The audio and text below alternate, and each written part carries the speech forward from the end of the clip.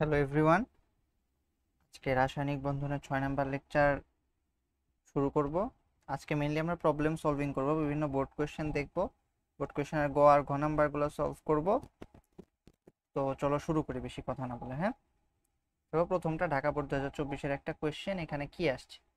X দেওয়া আছে, x এর নিচে দেখো 1 লেখা। ওয়াই দেওয়া আছে, ওয়াই এর নিচে 7। জেড দেওয়া আছে, জেড এর নিচে 21। ঠিক আছে, জেড তাহলে কি? স্ক্যান্ডিয়াম। ওয়াই কি? নাইট্রোজেন। এক্স হইল হাইড্রোজেন, কারণ এগুলো দ্বারা পারমাণবিক সংখ্যা ইন্ডিকেট করে। 1 পারমাণবিক সংখ্যা হাইড্রোজেনের, 7 নাইট্রোজেনের, 21 স্ক্যান্ডিয়ামের। আচ্ছা, ভালো কথা। গ নাম্বারটা তৃতীয় অধ্যায়ের প্রশ্ন। ঘ নাম্বারটা দেখি। এক্স এবং ওয়াই দ্বারা গঠিত যৌগটির জলীয় দ্রবণ কোন প্রকৃতির? যৌগটির বন্ধন গঠন সহ ব্যাখ্যা করো। তাহলে আগে আমরা বন্ধন গঠনটা ব্যাখ্যা করি। এক্স আর ওয়াই কি? এক্স হলো নাইট্রোজেন না? এক্স এক্স হলো হাইড্রোজেন এবং ওয়াই হলো নাইট্রোজেন। তখন বন্ধন গঠন কেমনে ব্যাখ্যা করতে হয়? হাইড্রোজেনের ইলেকট্রন বিন্যাস করবা। আচ্ছা, আগে আমাকে বলো, এক্স আর ওয়াই, নাইট্রোজেন ও হাইড্রোজেন সমযোজী বন্ধনে আবদ্ধ হয়ে কি যৌগ গঠন করে, এটা জানো? সমযোজী বন্ধনে আবদ্ধ হয়ে কোন যৌগটা গঠন করে? অ্যামোনিয়া, NH3 গঠন করে। তো আমার যে লেকচার আছে, লেকচারের মধ্যে দেখবে আমি অ্যামোনিয়ার বন্ধন গঠন ব্যাখ্যা করছি। ঠিক আছে, লেকচার নাম্বার সম্ভবত 4-এ করা হয়েছে অ্যামোনিয়ার বন্ধন গঠন ব্যাখ্যা। তো অ্যামোনিয়ার বন্ধন গঠন ওইখান থেকে, যেহেতু বন্ধন গঠন জাস্ট ব্যাখ্যা করতে বলছে, তো শুধুমাত্র তুমি ওই ডট ক্রস স্ট্রাকচার দিয়ে ব্যাখ্যা করলেই হবে চিত্র আঁকার সময়। ঠিক আছে, তাহলে লেকচার 4-এ আছে এটা। ঠিক আছে, এরপর বলছে জলীয় দ্রবণ কোন প্রকৃতির? অ্যামোনিয়াকে তুমি পানিতে দাও, দিলে উৎপন্ন হবে অ্যামোনিয়াম হাইড্রোক্সাইড। অ্যামোনিয়াম হাইড্রোক্সাইড একটা ক্ষার, তাহলে এর জলীয় দ্রবণ কেমন হবে? ক্ষারীয় প্রকৃতির। জলীয় দ্রবণ ক্ষারীয়। ঠিক আছে, সলভ হইল। নেক্সট কোয়েশ্চেনে যাই।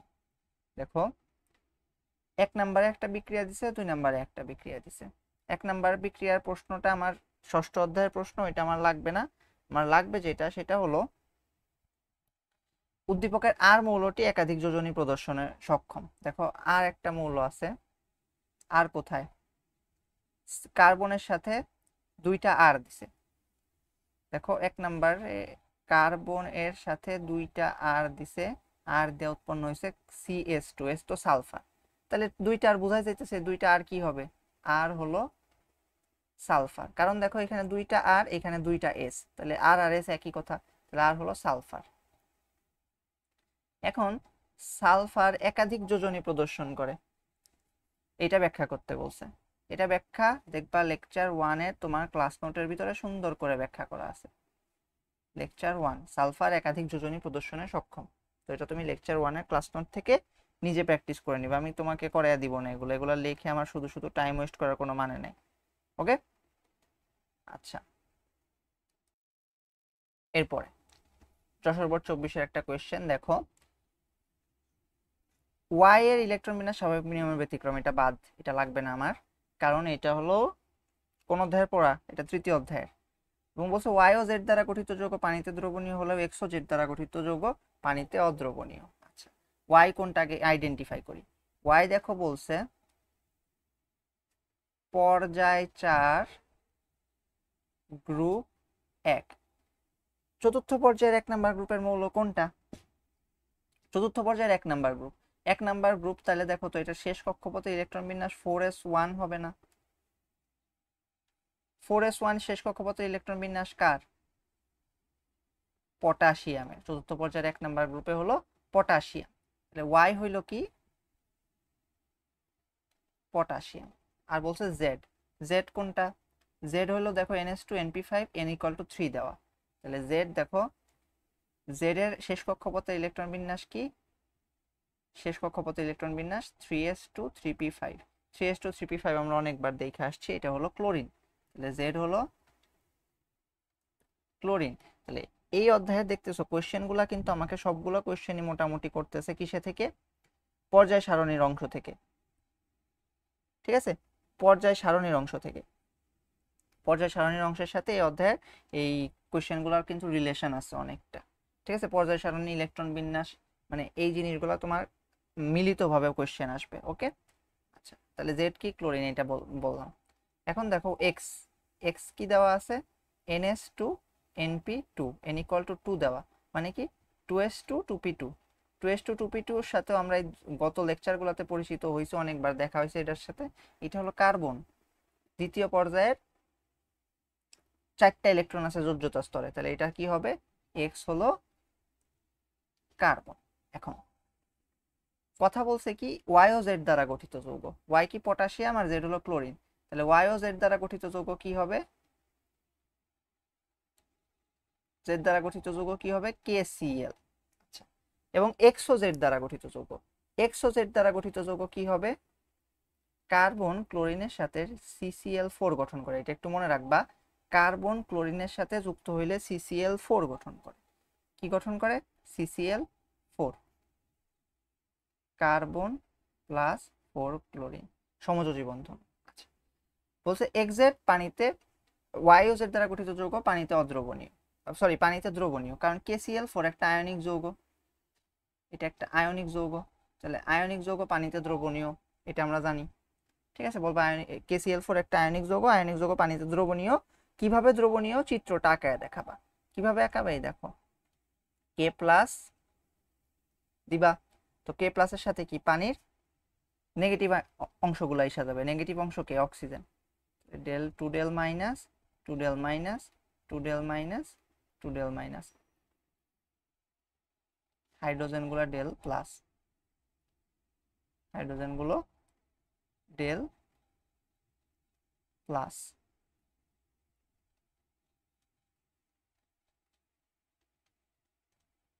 ডেল প্লাস, রেকর্ডিং চালু আছে, ডেল প্লাস। আর Cl যেটা আছে ওইটা সারাউন্ডেড হবে আমার হাইড্রোজেন দ্বারা। ঠিক আছে, কিভাবে সাজাবো আমি একটু পরে বলে দিচ্ছি, চিন্তা নেই, কিন্তু এই যে চিত্রটা কিন্তু তোমার খাতায় থাকতে হবে। হ্যাঁ, তো 2 del minus del plus del plus, 2 del minus del plus del plus, 2 del minus del plus del plus del plus del plus 2 del minus. সাজাবা কিভাবে, প্রথমে এক্স ওয়াই জেড চিহ্নিত করবা, জাস্ট বললেই হবে এক্স হলো এটা, ওয়াই হলো এটা, জেড হলো এটা। পরে বলবা ওয়াই ও জেড দ্বারা গঠিত যৌগ এটা, এক্স ও জেড দ্বারা গঠিত যৌগ এটা। পরে বলবা ওয়াই ও জেড দ্বারা গঠিত যৌগের ক্ষেত্রে একটা সেকশন করবা আর কি। তো এখানে লিখবা ওয়াই জেড দ্বারা গঠিত যৌগটি হলো KCl, এটি একটি আয়নিক যৌগ। আয়নিক যৌগ আয়ন ডাইপোল ইন্টারেকশনের মাধ্যমে পানিতে দ্রবীভূত হয়। পরে চিত্রটা এঁকে দিবা, শেষ। এইটুকু কথা লিখলেই হবে। আর আমি যখন পড়ানোর সময় আরো কিছু কথা লিখে দিয়েছিলাম, ওগুলো যদি লিখতে চাও লিখতে পারো। এখন এক্স ও জেড দ্বারা গঠিত যৌগ যেটা, এক্স ও জেড দ্বারা গঠিত যৌগের ক্ষেত্রে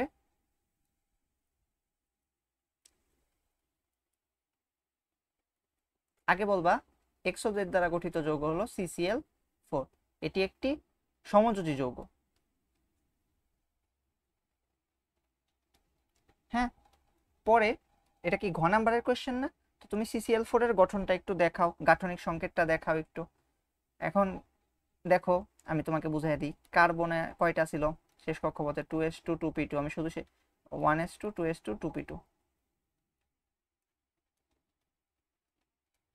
দেখো 4টা বন্ধন গঠন করছে, তাহলে কি কার্বনকে আমাকে উত্তেজিত করতে হয়েছে, তাহলে 1s2 2s1 2p3,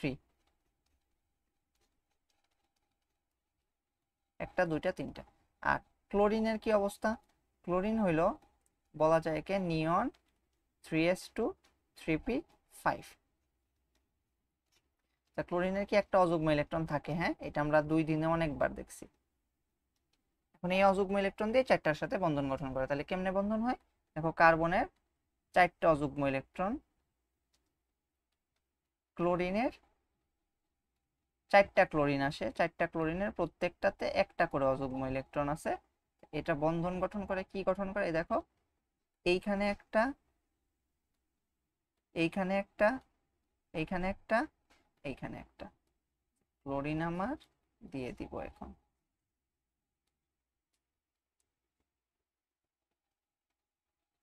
বুঝতেছো? এই বন্ধনগুলো কিন্তু দেখাইছি, মানে এরকম টাইপের বন্ধন গঠন দেখাইছি, এইটা দেখানো হয়নি, তাই দেখাই দিলাম। তাহলে এটার গাঠনিক সংকেত কি হবে? গাঠনিক সংকেত, এটার বন্ধন গঠনটা দেখাচ্ছে, এটার বন্ধন গঠন কিন্তু তুমি যদি এই প্রশ্নের জন্য স্কিপ করতে চাও করতে পারো, কিন্তু যদি তুমি লেখা দাও খুবই ভালো হয়। ঠিক আছে, যদি এই প্রশ্নের জন্য এটা না লিখতে চাও তাহলে সমস্যা নেই, মেইন কথা এইটা নাই এই প্রশ্নের অ্যান্সারের। তো বন্ধন গঠনটা জাস্ট এইভাবে দেখাবা। আর কিছু কথা লিখতে হয়, কথাগুলো তো বইলা দিছিলাম, যে একটা কার্বন পরমাণু 4টা ক্লোরিন পরমাণুর সাথে সমযোজী বন্ধনে আবদ্ধ হয়ে CCl4 গঠন করে, পরে এই গাঠনিক সংকেত অবধি লেখলা। লেখার পরে দেখো কার্বন ও ক্লোরিন এর তড়িৎ ঋণাত্মকতার পার্থক্য, পার্থক্য কত? ক্লোরিনের হলো 3.5, কার্বনের হলো 2.5, সরি 3.5 না, ক্লোরিনের 3.16। তাহলে বিয়োগ করো 0.66। দেখো তাহলে কিন্তু এটা 5-এর থেকে বড়, যেটা কিনা 0.5 থেকে বড়। তাহলে কার্বন আর ক্লোরিন বন্ড কিন্তু তড়িৎ কি বলে, পোলার। শুধু একটা কার্বন আর একটা ক্লোরিনের মধ্যে বন্ড কিন্তু পোলার, মানে এই বন্ডটাও পোলার, এইটাও পোলার, এটাও পোলার, এটাও পোলার। যদি আমি একটু বড় করে আঁকি, তা দেখো 4টা কিন্তু পোল সৃষ্টি হবে। কে বেশি তড়িৎ ঋণাত্মক? রেকর্ড চেক করি, হ্যাঁ অন আছে। কে বেশি তড়িৎ ঋণাত্মক? ক্লোরিন কিন্তু বেশি তড়িৎ ঋণাত্মক, তাহলে ক্লোরিনের দিকে কিন্তু, সরি ক্লোরিনের দিকে কিন্তু এই যে ইলেকট্রন টান দিবে। দেখো 4টা পোল সৃষ্টি হবে, এই যে একটা, আর এই যে আরেকটা, 4টা পোল সৃষ্টি হবে। এখন এই যে 4টা পোল সৃষ্টি হইলো, এই 4টা পোল পরস্পর দ্বারা ক্যান্সেল আউট হয়ে যাবে। তুমি যদি কার্বন টেট্রাক্লোরাইডের আসল গঠনটা দেখো তাহলে বুঝতে পারবা আসলে যে 4টা পোল পরস্পর দ্বারা ক্যান্সেল আউট হয়ে যাবে। তো এটা তুমি বড় ক্লাসে উঠলে আরো ভালো করে পড়বা, তো তোমার এখন আসলে পুরাপুরি আমি ক্লিয়ার করতে পারবো না এই জিনিসটা, জাস্ট একটু মানে এই কথাটা মনে রাখো যে 4টা যে পোল সৃষ্টি হয় 4টা পোল ক্যান্সেল হয়ে যায়। তো কিন্তু CCl4 এর আকৃতির কারণে, মানে এটা যেভাবে সজ্জিত থাকে তার কারণে, মানে ওই সজ্জিত থাকার কারণে বা আকৃতির কারণে, যেভাবে সজ্জিত থাকে ওইটাই তো তার আকৃতি। তো আকৃতির কারণে 4টি CCl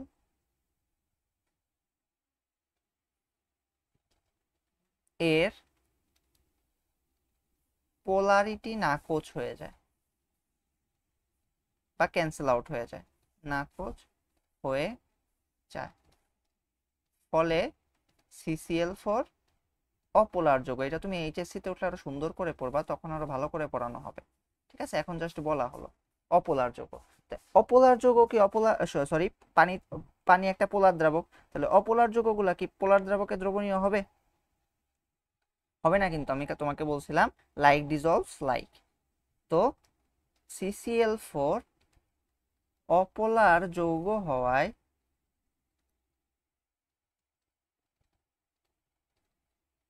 পানিতে দ্রবীভূত হবে না।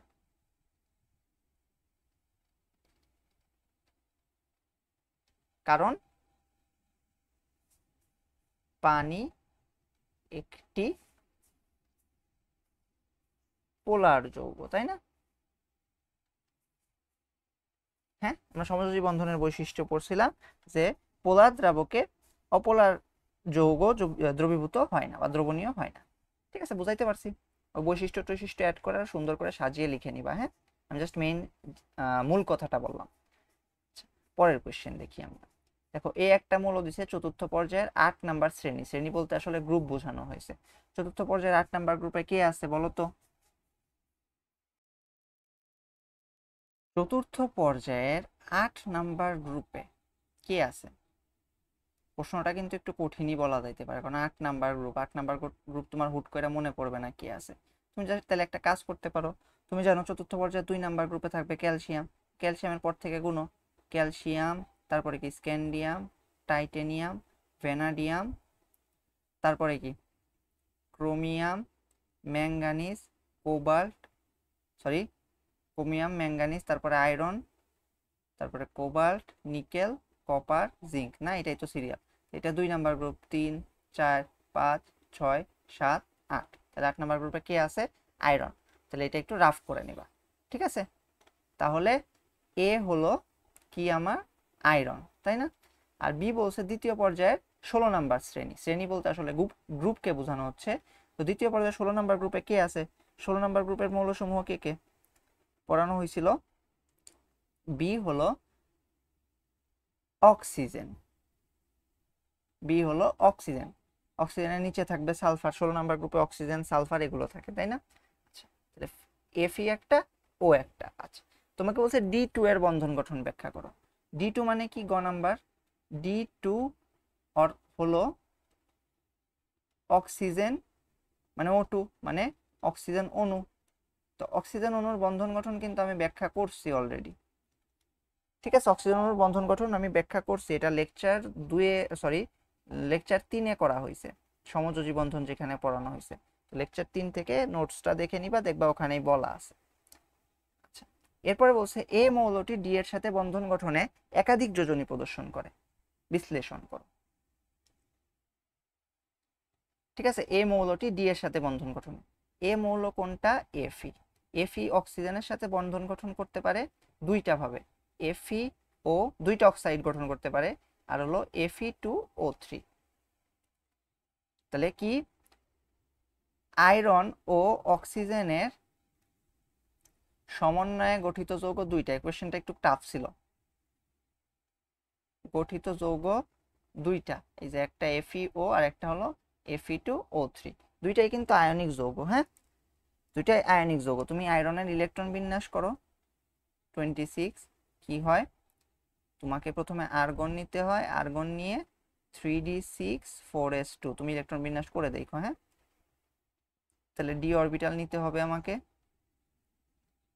প্রথমে ইলেকট্রন গেছিল, এই 4s পূর্ণ করলাম, দিতে 6টা দিতে হবে, 1টা 2টা 3টা 4টা 5টা 6টা। এখন বলো তো আয়রনের যোজ্যতা স্তর কোনটা? আয়রনের যোজ্যতা স্তর কোনটা? যোজ্যতা স্তর কিন্তু শেষ শক্তি স্তরটা। তাহলে আয়রনের শেষ শক্তি স্তর, যদিও ইলেকট্রন কিন্তু সবার শেষে গেছে 3d তে, কিন্তু আয়রনের যোজ্যতা স্তর হলো 4s।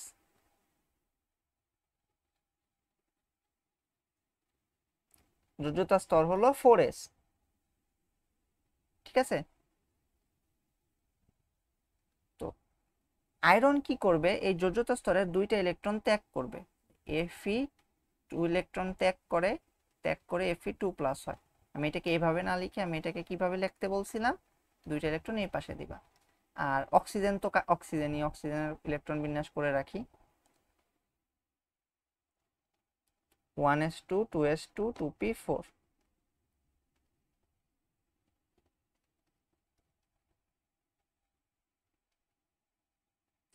তো এই যে 2টা ইলেকট্রন ত্যাগ করলো, এই 2টা ইলেকট্রন এইখানে যাবে, তাই না? তাহলে অক্সিজেন কি করে? 2টা ইলেকট্রন গ্রহণ করে, গ্রহণ করে O2- হয়। তাহলে দেখো Fe প্লাস অক্সিজেন হইল কি Fe2+.O2- বা FeO। এটা গেল প্রথমটা, 1 নাম্বারটার জন্য। 2 নাম্বারটার জন্য হয় কি? এই 2টা ইলেকট্রন মনে করো ত্যাগ করে ফেলছে। এখন 3d অরবিটাল আর 4s অরবিটালের শক্তির মানটা কাছাকাছি, কারণ তুমি দেখো s অরবিটালের জন্য l এর ভ্যালু হলো 0, n এর ভ্যালু 4, 4s এর জন্য। তাহলে n+l এর ভ্যালু কত? 4। 3d এর জন্য n এর ভ্যালু হলো কত? n এর ভ্যালু হলো 3, d এর ভ্যালু হলো, d এর জন্য হলো 2, তাহলে 3 + 2 5। তো এদের মধ্যে কি 3d বেশি শক্তি, মানে শক্তি সম্পন্ন, এই কারণে 3d তে ইলেকট্রন পড়ে যায়, এটা আমরা জানি। কিন্তু আসলে এই 4s থেকে 2টা ইলেকট্রন যখন চলে গেছে, তারপরে Fe3+ গঠনের জন্য এই 3d থেকে আরেকটা ইলেকট্রনও চলে যাইতে পারে। মানে এই যে অবস্থান্তর যে মৌলগুলো আছে সেগুলার এস এর সাথে সাথে মানে যোজ্যতা স্তরের সাথে সাথে ওই যোজ্যতা স্তরের পাশের অরবিটাল থেকেও ইলেকট্রন যাইতে পারে। বুঝছো? কারণ আমরা দেখছি কিন্তু অবস্থান্তর ধাতুর বৈশিষ্ট্য পড়ার সময় আমরা দেখছি অবস্থান্তর ধাতু সমূহ একাধিক যোজ্যতা বা কি বলে জারণ মান প্রদর্শন করে। তো এই ক্ষেত্রে হয় কি যে যেটা সর্বশেষ শক্তি স্তর বা যোজ্যতা স্তর তার পাশেরটা থেকেও ইলেকট্রন যাইতে পারে, তাহলে এখান থেকেও আরেকটা ইলেকট্রন চলে যাবে। বুঝতে পারছি? তাহলে তখন কি হবে, এফই থেকে 3টা ইলেকট্রন যাবে, 3টা ইলেকট্রন গিয়ে Fe3+ হবে। অক্সিজেন নিতে পারে কয়টা? 2টা ইলেকট্রন যায় কি হচ্ছে O2-। এখন সমতা আছে ইলেকট্রনের নাই তো এটাকে আমরা 1 নাম্বার সমীকরণ দেই, এটাকে 2 নাম্বার সমীকরণ দেই। দেখো 1 কে যদি 2 দিয়ে গুণ দেই, তারপরে তার সাথে যদি 2 কে 3 দিয়ে গুণ দেই, মানে সমতা করার জন্য এই 3টা ইলেকট্রনকে 2টা দিয়ে গুণ করলে 6টা হবে, আর এই 2টাকে 3টা দিয়ে গুণ করলে 6টা হবে, তখন সমতা হয়ে যাবে। তাহলে দেখো 1 কে 2 দিয়ে গুণ দিলাম আর তারপরে সেটার সাথে যোগ দিয়েছি 2 কে 3 দিয়ে গুণ দিয়ে, 2Fe থেকে হবে 2Fe3+ আর 6 ইলেকট্রন। আর অক্সিজেনের জন্য 3 অক্সিজেন এর সাথে 6 ইলেকট্রন অ্যাড হবে, হয়ে হবে 3O2-। তাহলে 2Fe into 3O plus 3O হচ্ছে কি, এই ইলেকট্রন ইলেকট্রন কাটা 2Fe3+ ডট 3O2-। আমি তোমাকে বলছিলাম এই যেগুলা সাইডে থাকে সংকেত লেখার সময় ওগুলা নিচে এসে পড়ে Fe2O3। আচ্ছা, বন্ধন গঠন দেখানো হইলো, ভালো কথা। এখন দেখো এই জায়গায় আয়রন, দেখো একটা আয়রন দুইটা অক্সিজেনের সাথে যুক্ত, একটা আয়রন একটা অক্সিজেনের সাথে যুক্ত। এফইওতে আয়রন একটি অক্সিজেনের সাথে যুক্ত। তাহলে আমরা জানি একটা অক্সিজেনের সাথে যুক্ত থাকলে যোজনী হয় কত? 2। তাহলে এখানে এফই এর যোজনী 2। এই জায়গায় কি হয়,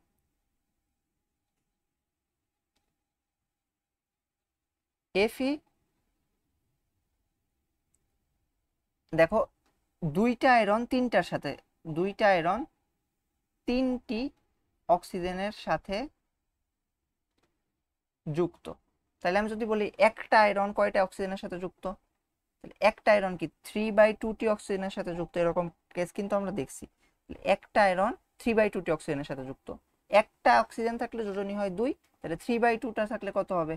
একটা থাকলে হয় 2, তাহলে 3/2টা থাকলে হবে 3/2 গুণ 2 মানে 3। তাহলে এইখানে আয়রনের যোজনী 3। তাহলে বন্ধন গঠনের মাধ্যমে আমরা ব্যাখ্যা করলাম যে আয়রন এখানে মাল্টিপল যোজনী প্রদর্শন করতেছে। ঠিক আছে, পরিবর্তনশীল যোজ্যতা কিন্তু দেখাচ্ছে আয়রন। ঠিক আছে, বন্ধন গঠনের সাহায্যে কিন্তু ব্যাখ্যা করা হয়েছে। ঠিক আছে, আচ্ছা নেক্সটে যাই। দেখো বলছে পি একটা মৌল দিছে, কিউ একটা মৌল দিছে, আর একটা মৌল দিছে, এস একটা মৌল দিছে। আগে চিহ্নিত করি। তো পি মৌলে ইলেকট্রন গুণে দেখবা আছে 8টা। তাহলে 8টা ইলেকট্রন কোথায় থাকে? অক্সিজেনে। তাহলে পি হলো অক্সিজেন। কিউ এ ইলেকট্রন আছে দেখবা 11টা। 11টা ইলেকট্রন কোথায় থাকে? সোডিয়ামে। আর এ ইলেকট্রন আছে, গুণে দেখি, 1টা 2টা 10টা 11 12 13 14 15। আর ইলেকট্রন আছে 15টা, 15 হলো ফসফরাসের। এস এ ইলেকট্রন আছে গুণে দেখবা 17টা, এটা হলো ক্লোরিন। আচ্ছা, তাহলে আমি 4টা কিন্তু চিহ্নিত করে ফেলছি। এখন বলছে পিও কিউ মৌল দ্বারা গঠিত যৌগের বন্ধন গঠন প্রক্রিয়া। পিও কিউ অর্থাৎ Na ও অক্সিজেন দ্বারা গঠিত যৌগ কোনটা? আমি কিন্তু শিখাইছিলাম যোজনী বিনিময় করে দেওয়া লাগে। সোডিয়ামের 1, এটার 2, তাহলে ওরটা এখানে দিব আর ওরটা এখানে দিব, Na2O। আচ্ছা, তাহলে Na2 এর বন্ধন গঠন লেকচার 2তে পড়ানো হয়েছে, এটা একটু দেখে নিবা, লেকচার 2। এরপরে ঘ নাম্বারে বলছে ROS মৌলের বন্ধন গঠনকালে একটি যৌগের ক্ষেত্রে অষ্টক নিয়ম ভঙ্গ করে। ROS মানে ফসফরাস ও ক্লোরিন। ফসফরাস আর ক্লোরিনের সমন্বয়ে 2টা যৌগ হইতে পারে, একটা হলো PCl3 আর একটা হলো PCl5। তাহলে তুমি কি করবা, দুইটারই কিন্তু বন্ধন গঠন ব্যাখ্যা করা হয়েছে লেকচার 4-এ। লেকচার 4 থেকে বন্ধন গঠন ব্যাখ্যা করা হয়েছে। তো বন্ধন গঠনটা ব্যাখ্যা করবা, তারপরে বলবা PCl5-এ তুমি দেখতে পাবা কি অষ্টক সম্প্রসারিত হয়েছে। তো ওই কথাগুলো বইলা দিলেই হবে যে PCl5-এ ফসফরাসের শেষ কক্ষপথে 10টা ইলেকট্রন থাকে। এটা কিন্তু 4th লেকচার অনেকক্ষণ টাইম নিয়ে পড়ানো হয়েছিল। তো 10টা ইলেকট্রন থাকার কারণে এর অষ্টক সম্প্রসারিত হয়, মানে সে অষ্টক নিয়ম মেনে চলে না। PCl3 এর জন্য কিন্তু অষ্টক নিয়ম মেনে চলবে, আর PCl5 এর জন্য মানবে না। ঠিক আছে, তাহলে এটাতে মানবে, এটাতে মানবে না। লেকচার 4 থেকে কিন্তু এটা কমন আসছে। আচ্ছা, এইটা দেখি। দেখো, এতে একটা প্রোটন আছে, একটা প্রোটন মানে কি হাইড্রোজেন। বিতে 11টা প্রোটন আছে, তাহলে 11টা প্রোটন মানে কি সোডিয়াম। সিতে 9টা প্রোটন আছে, 9টা প্রোটন মানে কি ফ্লোরিন। আচ্ছা, ভালো কথা। এখন বলছে এ ও সি মৌলের মধ্যে কোন ধরনের বন্ধন ঘটে। গতে এ ও সি মানে হাইড্রোজেন আর ফ্লোরিন, হাইড্রোজেন ও ফ্লোরিন এর মধ্যে সমযোজী বন্ধন ঘটে। সমযোজী বন্ধন ঘটে কি তৈরি হয়, HF তৈরি হয়। এইটার বন্ধন গঠন সম্ভবত লেকচার 3-তে ব্যাখ্যা করা হয়েছে। লেকচার 3 এই Cl এরটা যেভাবে HF এরটাও সেভাবে। ওকে, ঠিক আছে, সেম ভাবে এটা করে নিতে পারবা। আচ্ছা, এরপরে বলছে এসি আর বিসি উভয় যৌগই কি একই কৌশলে পানিতে দ্রবীভূত হবে। এই কোশ্চেনটা ইম্পর্টেন্ট। চলো ঘ নাম্বার কোশ্চেনটা দেখি। এসি যৌগ কোনটা, HF। এসি হলো HF। আর বিসি কোনটা, NaF। HF সমযোজী, খালি সমযোজী না, এটা একটা পোলার সমযোজী। আর NaF আয়নিক। তাহলে এইটা কিভাবে পানিতে দ্রবীভূত হবে, আয়ন ডাইপোল। আর এইটা কিভাবে হবে, হাইড্রোজেন বন্ড। HF এরটা কিন্তু আমি দেখাইছিলাম। হ্যাঁ, এটা হলো লেকচার 5-এ দেখানো হয়েছে। আর এই জিনিসটা লেকচার 6-এ, লেকচার 5, 6 দুই জায়গায় দেখানো হয়েছে। সরি সরি সরি সরি আমি সিকোয়েন্স ভুল করতেছি। লেকচার 4-এ দেখানো হয়েছে এই যে HF এর বন্ধনটা, আর NaF এরটা লেকচার 5-এ ভালো করে দেখানো হয়েছে। ঠিক আছে, তো দুইটার জন্য দুইবার করে ব্যাখ্যা করে দিবা। ওকে, ঠিক আছে, আশা করি পারবা। হ্যাঁ, তো দুইটার কিন্তু পানিতে দ্রবীভূত হওয়ার কৌশল আলাদা। চিত্র এঁকে কিন্তু ব্যাখ্যা করতে হবে, চিত্র মাস্ট। হ্যাঁ, পানিতে দ্রবীভূত হওয়ার কথা বললে যদি কোনো আয়নিক কম্পাউন্ড দেখো তুমি চিত্রটা দিয়ে দিবা। ওকে, নেক্সট কোয়েশ্চেনে যাই। দেখো, ঢাকা বোর্ড 23-এর একটা কোয়েশ্চেন। প্রথম কোয়েশ্চেন বলছে গতে প্রথম চৌকটিতে তাপ প্রদানের লেখচিত্র। এটা দ্বিতীয় অধ্যায়ের পড়া, এটা তোমার লাগবে না। পরেরটা বলছে প্রথম ও দ্বিতীয় যৌগ দুইটির বন্ধন প্রকৃতি ভিন্ন সত্ত্বেও এরা জলীয় দ্রবণে বিদ্যুৎ পরিবহন করে। আচ্ছা, প্রথম যৌগটা হলো NaCl, দ্বিতীয় যৌগটা HCl। ঘ নাম্বার NaCl। প্রথমে NaCl এর জন্য ব্যাখ্যা দিই। NaCl কঠিন অবস্থায় কিন্তু বিদ্যুৎ পরিবহন করবে না। কেন করবে না সেটা বলবা 1-2 লাইনে। যখন গলিত বা দ্রবীভূত করবা তখন কি হবে, মুক্ত আয়ন পাওয়া যাবে, তাই কি হবে, তখন বিদ্যুৎ পরিবহন করবে, তাই না? কিভাবে করবে আমি একটু দেখাই, এই চিত্রটা দিবা। মনে করো এই হলো একটা দুইটা ধাতব দণ্ড, দুইটা ধাতব দণ্ডের সাথে একটা মনে করো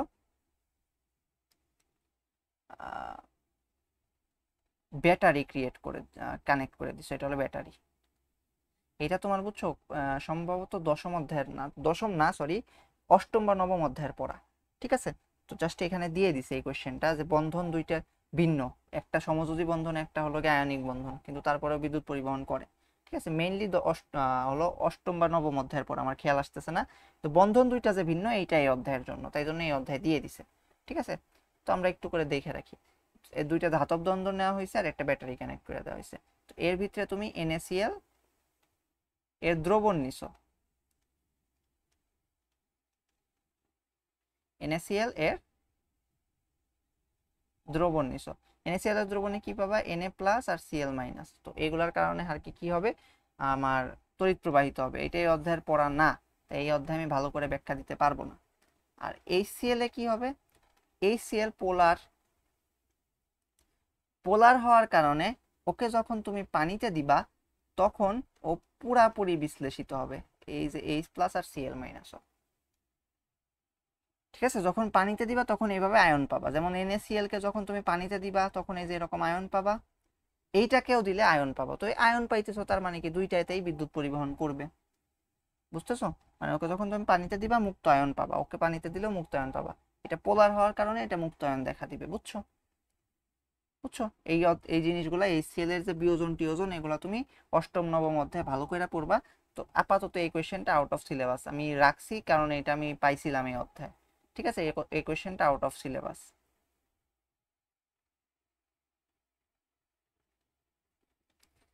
মানে এই অধ্যায়ের out of syllabus. Next question, Rajshahi board 23-এর। এ বলছে পর্যায় 2 গ্রুপ 1, পর্যায় 2 গ্রুপ 1 এ কে আছে, লিথিয়াম। তাহলে এ হলো লিথিয়াম। বি হলো পর্যায় 2 গ্রুপ 17, পর্যায় 2 গ্রুপ 17-তে আছে ফ্লোরিন। সি হলো পর্যায় 3 গ্রুপ 15, পর্যায় 3 গ্রুপ 15-তে আছে ফসফরাস। ডি হলো পর্যায় 3 গ্রুপ 17, তাহলে ডি হলো ক্লোরিন। আচ্ছা, বলছে এ ও বি মৌলদ্বয় দ্বারা গঠিত যৌগের বন্ধন গঠন প্রক্রিয়া। তাহলে গ হলো কি, লিথিয়াম ফ্লোরাইডের বন্ধন গঠন প্রক্রিয়া কি হবে, লিথিয়াম একটা ইলেকট্রন ছেড়ে লিথিয়াম প্লাস হবে, আর ওই একটা ইলেকট্রন ফ্লোরিন গ্রহণ করে ফ্লোরিন মাইনাস হবে, তাই না? তারপরে দুইটা যোগ করে দিবা, লিথিয়াম প্লাস ফ্লোরিন মাইনাস, মাঝখানে একটা প্লাস দিয়ে ফেলছি, সরি। এটাকে বলা হচ্ছে বা লিথিয়াম ফ্লোরাইড। এটা কিন্তু ইলেকট্রন বিন্যাস দেখাইতে হবে, ইলেকট্রন বিন্যাস দেখাইতে হবে, কথাবার্তা লিখতে হবে, যেটা আমি লেকচার 1-এ বিশ্লেষণ করছি, সরি সরি সরি লেকচার 2-তে। লেকচার 2-তে এইসব এক্সাম্পল অ্যানালাইসিস করা হয়েছে অলরেডি। ঠিক আছে, আচ্ছা ঘ নাম্বার কোশ্চেন। ঘ নাম্বার কোশ্চেনের জন্য জায়গা রাখিনি, আচ্ছা নিয়ে নিই। ঘ নাম্বার কোশ্চেন। আজকে কিন্তু বেশি কিছু পড়াচ্ছি না, আজকে কিন্তু জাস্ট রিভিশন হচ্ছে আর কোশ্চেনগুলো প্র্যাকটিস করা হচ্ছে। সিওডি দ্বারা গঠিত যৌগের পোলার দ্রাবকের দ্রবণীয়তা বিশ্লেষণ।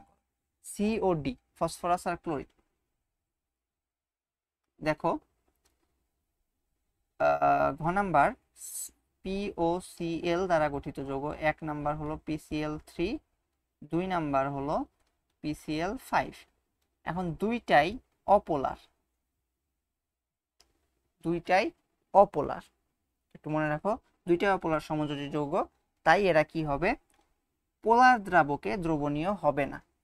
ঠিক আছে, তো তো এই কোশ্চেনটার অ্যান্সার তুমি বড় করবা কিভাবে, PCl3 এর বন্ধন গঠন দেখাবা, PCl5 এর বন্ধন গঠন দেখাবা।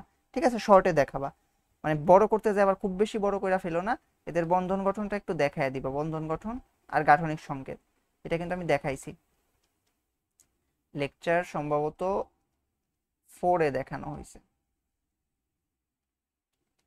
ঠিক আছে, গাঠনিক সংকেতের সময় দেখানো হয়েছিল। PCl3 PCl5 এর বন্ধন গঠন দেখাবা, তারপরে বলবা এরা অপোলার। তো অপোলার সমযোজী যৌগ, পোলার দ্রাবকে দ্রবণীয় নয়, ওই কথাটা বলবা, বলার পরে 2-1 লাইন লেখা ব্যাখ্যা করে কোশ্চেনটা শেষ দিবা। তো এই কোশ্চেনটা আসলে বড় করা সম্ভব না, বড় করা সম্ভব হইতো যদি তুমি আসলে পোলারিটিটা পুরাপুরি বুঝতা। মানে পোলারিটির কনসেপ্ট তুমি এখনো পুরাপুরি জানো না, এই কারণে তুমি পুরাপুরি ব্যাখ্যা করতে পারবা না, একদম ক্লিয়ার ব্যাখ্যা দিতে পারবা না। ঠিক আছে, তাই তোমাকে একটু ঘুরাইয়া আর কি খাতার ভলিউম বাড়ানোর জন্য বন্ধন গঠনটা ব্যাখ্যা করতে হবে। ঠিক আছে, আচ্ছা নেক্সটে যাই। তুমি যে বন্ধন গঠন আসলে ব্যাখ্যা করতেছো, তোমার বন্ধন গঠন ব্যাখ্যাও কিন্তু 100% কারেক্ট না, এখানে আরো কিছু কাহিনী আছে, তো এগুলো তুমি ইন্টার উঠলে পড়বাই, তাই ওগুলো নিয়ে আমরা বেশি কথা না বলি। দেখো এরপরের কোশ্চেন, যশোর বোর্ড 23-এ। এ হলো পারমাণবিক সংখ্যা 20, তাহলে এ হইলো কি, ক্যালসিয়াম। বি হলো পারমাণবিক সংখ্যা 16, তাহলে এটা অক্সিজেন। ডি হলো পারমাণবিক সংখ্যা 6, তাহলে এটা কার্বন। এখন বলছে এ ও বি এর মধ্যে কোন ধরনের বন্ধন, এ ও বি ক্যালসিয়াম অক্সাইড, আয়নিক বন্ধন। তাহলে আয়নিক বন্ধন গঠনটা ব্যাখ্যা করবা। এই গঠনটা ব্যাখ্যা করার সময় এটাতে তুমি আসলে ডায়াগ্রামটা ইনক্লুড করতে পারো, ডায়াগ্রাম ইনক্লুড করলে তুমি আর কি মার্ক ভালো পাবা। এই যে এইখানেও কিন্তু তুমি ডায়াগ্রাম ইনক্লুড করতে পারো। ঠিক আছে, আচ্ছা ঘতে কি বলছে, এ এর হ্যালাইড পানিতে দ্রবীভূত হলেও ডি এর হ্যালাইড পানিতে অদ্রবণীয়। ঘ নাম্বার, এর হ্যালাইড কি? এ হলো কার্বন, হ্যালাইড মানে এর সাথে একটা হ্যালোজেন থাকবে, CaX2। 2 দিলাম কেন? এর যোজনী 2, হ্যালোজেনের যোজনী 1, তাই। আর কার্বনের হ্যালাইড কোনটা? CX4, CCl4 দেখে আসছি আমরা, একটু আগেই দেখলাম। তো এইটা যে দ্রবণীয় না, এটা তো একটু আগে ব্যাখ্যা করলামই, একটু আগেই ব্যাখ্যা করা হয়েছে। আর CH2 পানিতে দ্রবণীয় কেমনে হবে? Ca2+ কে পানির অণু ঘিরে ফেলবে, আর X- কে পানির অণু ঘিরে ফেলবে। তো এটা দেখা দিবা, এই ধরনের কোশ্চেনের ব্যাখ্যা করা হয়েছে একটু আগে, তাই এটা নিয়ে আর বেশি কথা না বলি, নেক্সটে যাই। দেখো বরিশাল বোর্ড 23-এর কোশ্চেন, PQRS মৌল চারটি ইলেকট্রন বিন্যাসের স্তর সংখ্যা যথাক্রমে 2 2 3 3। পি তে টোটাল শক্তি স্তর 2টা, এন এর ভ্যালু, কিউতে 2টা, আর এ 3টা, এস এ 3টা। সর্বশেষ শক্তি স্তর ইলেকট্রন সংখ্যা পিতে হলো 3। সর্বশেষ শক্তি স্তরে ইলেকট্রন পিতে হইল 3, কিউতে 4, আর এ 1, এস এ 7। তাহলে দেখো দ্বিতীয় শক্তি স্তরে 3টা ইলেকট্রন আছে, তাহলে ইলেকট্রন বিন্যাসটা কেমন হবে? দ্বিতীয় শক্তি স্তর মানে একটা শক্তি স্তর গেছে গা, তারপর আরো 3টা, 2 3, তাই না? এইটার কেমন হবে? দ্বিতীয় শক্তি স্তর 2টা ইলেকট্রন দেওয়ার পরে, দ্বিতীয় শক্তি স্তর প্রথম শক্তি স্তর গেছে গা, প্রথম শক্তি স্তরে 2টা ইলেকট্রন দিয়ে দিছো, শেষ শক্তি স্তরে আরো আছে 4টা, এই যে 4। এটা তৃতীয়, তাহলে এটা কেমন হবে? তৃতীয় শক্তি স্তরে দেখো একটা আছে, 2 8 1, এটা হবে 2 8 7। দেখো তো এগুলো চিনো নাকি? 2 8 1 মানে সোডিয়াম, 2 8 7 মানে ক্লোরিন, 2 4 মানে কি? কার্বন, আর 2 3 মানে কি? Boron, boron. ঠিক আছে, এখন বলছে PS3 বন্ধন, যৌগটির বন্ধন গঠন 2 এর নিয়ম অনুসরণ করে। গ PS3, PS3 কোনটা? Boron tetrachloride, BCl3। এটার বন্ধন গঠনটা আমি ব্যাখ্যা করে দিই, আসো। Boron 5, 1s2 2s2 2p1। দেখো 2s2 2p1, কিন্তু এখানে অযুগ্ম ইলেকট্রন আছে একটা, কিন্তু বন্ধন গঠন করছে 3টা। তাহলে কি করতে হবে? ওইটাকে একটু উত্তেজিত করতে হবে। উত্তেজিত করে একটা ইলেকট্রনকে সামনের শক্তি স্তরে জাম্প করাতে হবে, 2s1 2p2 হয়ে যাবে। এই দেখো করলাম। এখন ক্লোরিনের ইলেকট্রন বিন্যাস আমরা জানি, 1000বার করে আসছে এই কয়দিনে। নিয়ন 3s2 3p5, একটা, দুইটা, তিনটা, চারটা, পাঁচটা, হইল। এখন কি হবে? একটা বোরন কেমনে দেখাবা? কয়টা আছে অযুগ্ম? 3টা, এই যে একটা অযুগ্ম, এই যে একটা অযুগ্ম, এই যে একটা অযুগ্ম।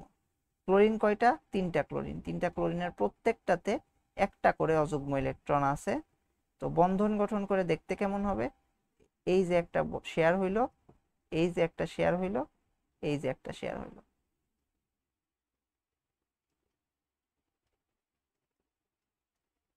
তারপরে ক্লোরিনের ইলেকট্রনগুলা পূর্ণ করে দিবা। এখন দেখো বোরনের বন্ধন গঠনের সময় বোরনের শেষ কক্ষপথে ইলেকট্রন কয়টা? এই বোরনেরটা খেয়াল করো, একটা, দুইটা, তিনটা, চারটা, পাঁচটা, ছয়টা। বোরনের শেষ কক্ষপথে ইলেকট্রন 6টি। তাহলে এরপরে তুমি 2 এর নিয়মটা স্টেট করবা। 2 এর নিয়ম কি?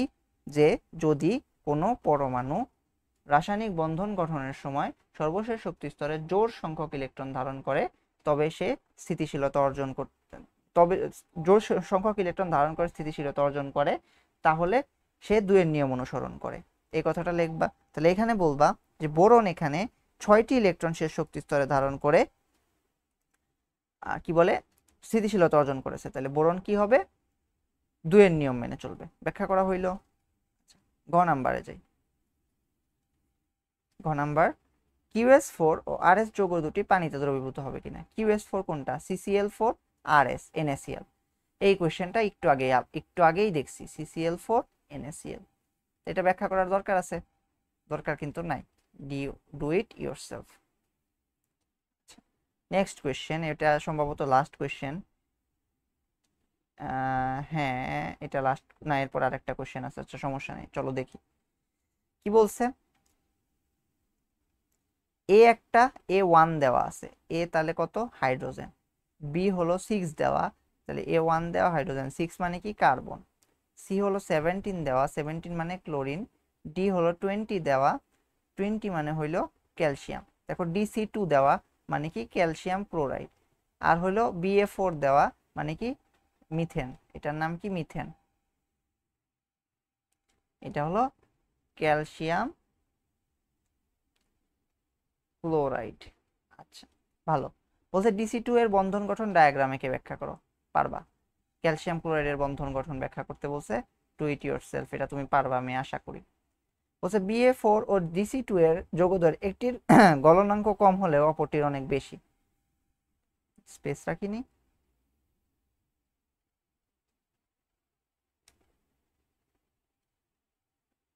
আমি কি কোশ্চেনটা সলভ করাই নেই? ও আচ্ছা, আচ্ছা আরো 3টা কোশ্চেন আছে অ্যাকচুয়ালি, আচ্ছা সরি। আচ্ছা দেখো বলছে Ba4 আর DC2 যৌগদ্বয়ের গলনাঙ্ক কম, DC2 যৌগের একটির গলনাঙ্ক কম অপরটির বেশি, তাহলে আমার কাছে আছে কি কি, CaCl2 আর একটা আছে CH4, এইটা আয়নিক, এর মধ্যে স্থির বৈদ্যুতিক আকর্ষণ বল বিদ্যমান। হুম,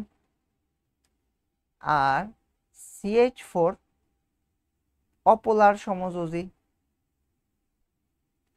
কারণ কি কার্বন আর হাইড্রোজেনের কি কার্বন আর হাইড্রোজেনের কি বলে পোলারিটির পার্থক্য কম, কার্বনের হলো 2.5, হাইড্রোজেনের 2.1, বিয়োগ করলে 0.3, অপোলার সমযোজী। তাহলে এর ভিতরে দুর্বল ভ্যান্ডার সরি দুর্বল লন্ডন বল ক্রিয়াশীল, ঠিক আছে, তাহলে এর কি গলনাঙ্ক কম, গলনাঙ্ক স্ফুটনাঙ্ক কম, তাহলে আর এর গলনাঙ্ক স্ফুটনাঙ্ক কি হবে, বেশি হবে, গলনাঙ্ক বেশি, স্ফুটনাঙ্কও বেশি হবে। ওকে, আচ্ছা নেক্সটে যাই। দেখো কুমিল্লা বোর্ড 22-এর একটা কোশ্চেন, ওয়াই এক্স দেওয়া আছে 9, প্রোটন সংখ্যা 9, তাহলে এক্স হলো ফ্লোরিন, ওয়াই দেওয়া আছে প্রোটন সংখ্যা 12, তাহলে এটা হলো ম্যাগনেসিয়াম, জেড দেওয়া আছে প্রোটন সংখ্যা 16, 16 প্রোটন সংখ্যা কার, সালফারের।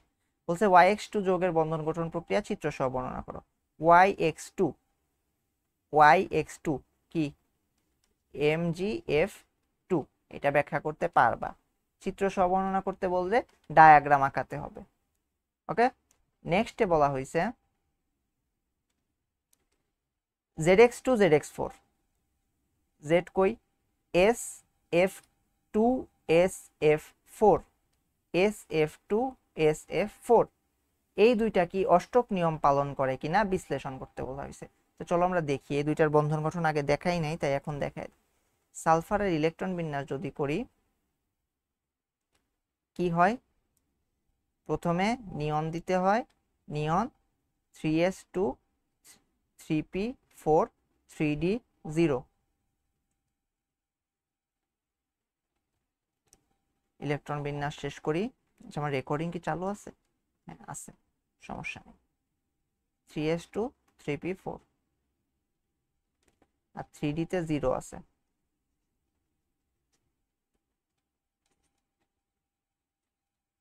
আচ্ছা সালফার দেখো প্রথমে দুইটা বন্ড গঠন করছে, দুইটা বন্ডের জন্য এর কাছে প্রথমে আছে দুইটা অযুগ্ম ইলেকট্রন, তাহলে SF2 এর জন্য আমাকে আর উত্তেজিত করতে হচ্ছে না, তাহলে ফ্লোরিন ইলেকট্রন বিন্যাসটা করে ফেলি, 1s2 2s2 2p5, 2s2, এই যে আমার 2p5, অযুগ্ম অযুগ্ম, তাহলে দুইটা ফ্লোরিন লাগবে আমার, তাহলে একটা সালফারের দেখো দুইটা কইরা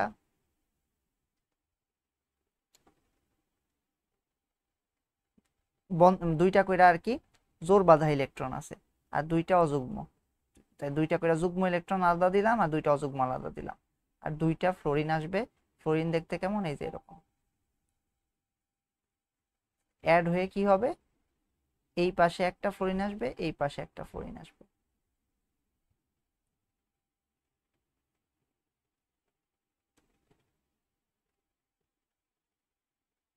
ইলেকট্রনগুলো দিয়ে দাও। এখন দেখো সালফারের শেষ কক্ষপথে ইলেকট্রন কয়টা হয়েছে? 1 2 3 4 5 6 7 8টা, তাহলে কি অষ্টক মানছে। ফ্লোরিনের শেষ কক্ষপথে ইলেকট্রন কয়টা হয়েছে?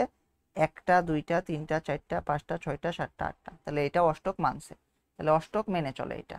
আর SF4 এরটা আমি লেকচারে দেখাইছিলাম,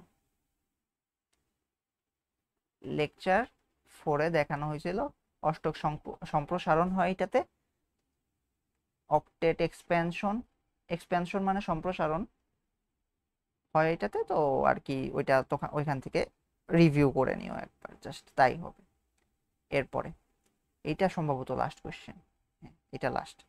দেখো পর্যায় সারণীর একটা চিত্র দিছে, এন আর আর, এম আর কিউ কিউ অনেকগুলো আছে, চিহ্নিত করি। এম কোনটা? সোডিয়ামের উপরে, সোডিয়ামের উপরে কে? লিথিয়াম। এন কোনটা? সোডিয়ামের নিচে, সোডিয়ামের নিচে কে? পটাশিয়াম। তাহলে এইটা হলো এম, এইটা হলো এন। দেখো magnesium, aluminium, silicon, phosphorus, sulphur, তারপরে আর সালফারের পরে কে? ক্লোরিন। ক্লোরিনের উপরে কে? ফ্লোরিন, তাহলে কিউ হলো ফ্লোরিন। আচ্ছা ভালো কথা, সবগুলা কিন্তু চিহ্নিত করা হয়ে গেছে। গ নাম্বার বলছে এন ও আর কি ধরনের বন্ধনে আবদ্ধ হয়? এন, আমি উল্টা করে লিখতেছিলাম। আচ্ছা এন ও আর, পটাশিয়াম আর ক্লোরিন, পটাশিয়াম ক্লোরাইড আয়নিক বন্ধনে আবদ্ধ হয়, ব্যাখ্যা করতে পারবা এটা। ডু ইট ইয়োর সেলফ, চিত্র সহ বর্ণনা করতে বলছে, ডায়াগ্রামটা আঁকাবা। ঘ নাম্বার, এম ও আর ও কিউ ও কিউ মোলের বন্ধন কি একই রকম? এম কোনটা? লিথিয়াম। আর কোনটা? ক্লোরিন। তাহলে লিথিয়াম ক্লোরাইড আয়নিক। আরেকটা বলছে কিউ ও কিউ, ভয় পায়ও না, কিউ ও কিউ এর মধ্যে দুইটা কিউ থাকলে কি ফ্লোরিন গঠিত হয়, এটা কি কোভ্যালেন্ট বা সমযোজী। দুইটার বন্ধন গঠন ব্যাখ্যা করবা, পারবা। লেকচার 2 আর লেকচার 3 এর পড়া দুইটা, তো বন্ধন গঠন ব্যাখ্যা করে বলবা যে দুইটা বন্ধন একই না, একটা আয়নিক একটা সমযোজী, শেষ। তা দেখো আমরা কিন্তু অনেকগুলা বোর্ড কোশ্চেন অনেক তাড়াতাড়ি সলভ করতে পারছি, কারণ আমাদের লেকচারে আমরা অনেক কিছু পড়ছিলাম অলরেডি। ঠিক আছে, তাহলে তোমরা আরো প্র্যাকটিস করবা, বইয়ে রিডিং পড়বা, প্রবলেম খুঁজে বের করবা, প্রবলেম খুঁজে বের করে আমাকে বলবা, হ্যাঁ। আর এই অধ্যায়ের সম্পূর্ণ ব্যাখ্যা আমি দিতে পারি না অনেক জায়গাতেই, কারণ আমার হাত পা বাঁধা, আমি তোমার সিলেবাস ক্রস করতে পারবো না। ঠিক আছে, আচ্ছা তাহলে আমরা ক্লাস শেষ করি আজকে। আর এই অধ্যায়ও শেষ, প্র্যাকটিস কিন্তু করতে হবে, MCQ, CQ, ক খ সব। ওকে, তাহলে গুড বাই।